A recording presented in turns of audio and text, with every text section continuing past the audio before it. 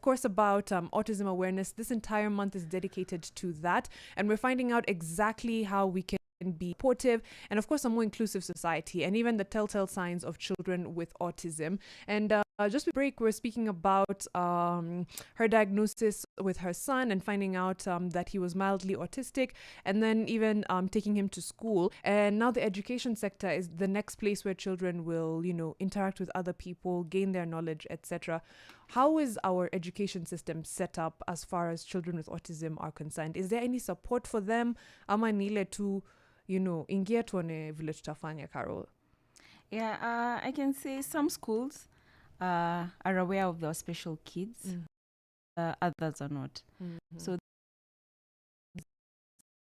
in a typical, in a school, and they would not know what to do if they find some telltale signs of autism, yet they actually the teachers themselves are not aware how to handle these children. So find that the schools that have integrated, where they offer special needs classes, are very few. And the ones that actually understand these children are the private sector schools, which are very expensive.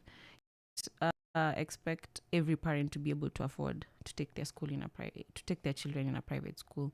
So what our education sector probably could do is increase special needs teachers, so that when a child is brought, they are able to even advise the parents on how to go about and how to assist this child to be able to integrate the child in the school. Because what happens is some schools will not know how to handle it, but they will not tell the parent what to do. So the child still goes in the normal educational system that every other child is going through, and is not helping this child at the end of the day. Right. So they're not really gaining anything, but the parents also don't know where to come in and help, right? Yeah. For us, for instance, that's what happened. He stayed in school for almost 8 months with no improvement. And the teachers, yes, were concerned, but they also did not know how to handle the situation. So what happened is that we got a couple who had gone through therapy, and what helped our son be able to cope with school. Because now that was speech therapy, yes. Yeah, he did speech therapy and occupational therapy, which was later on. But speech therapy is what we started with. And for speech is for us to just get the communication and interaction between him and us, and to also understand the teacher. And that helped him because he was able now to cope with school when we took him to school. As much as we took him to a typical school, because these children learn by imitating others. So our education system, if they can be able to integrate more schools, and by more schools I mean public schools, so that at least in a class we have 5 students on the spectrum, and the other typical kids in the same classroom, where they're able now to pick up from them. It will be very good, because they'll be able to grow in that environment in better than having a special needs school separate. Yes. Integration is very important. So our education system just needs to improve on the special needs teachers. We need more special needs teachers. In every school, at least they should be having at least 5 special needs teachers that can be able to handle these kids. Once a child is admitted, they know how to handle them, and they can integrate them in class and have a special needs teacher to guide them along the other typical teachers. Yeah, we were having a conversation actually with an advocate, Emily Murigo, a few weeks ago, and she said basically the same thing.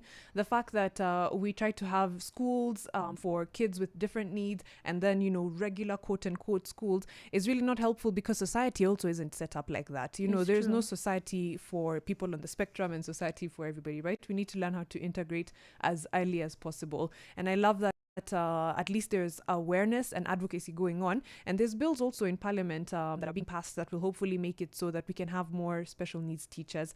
The fact that we are also a society that doesn't know much about it can be very frustrating, I know. Yeah. For the education sector, at least we know what we can do, but as a society, is there anything we can do to be more inclusive of children with autism?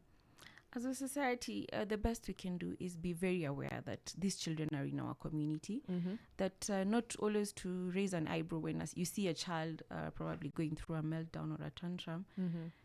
people tend to be very judgmental. Very Yeah. judgmental. Oh, I can like tell you're you a bad that. parent or something why, of the sort.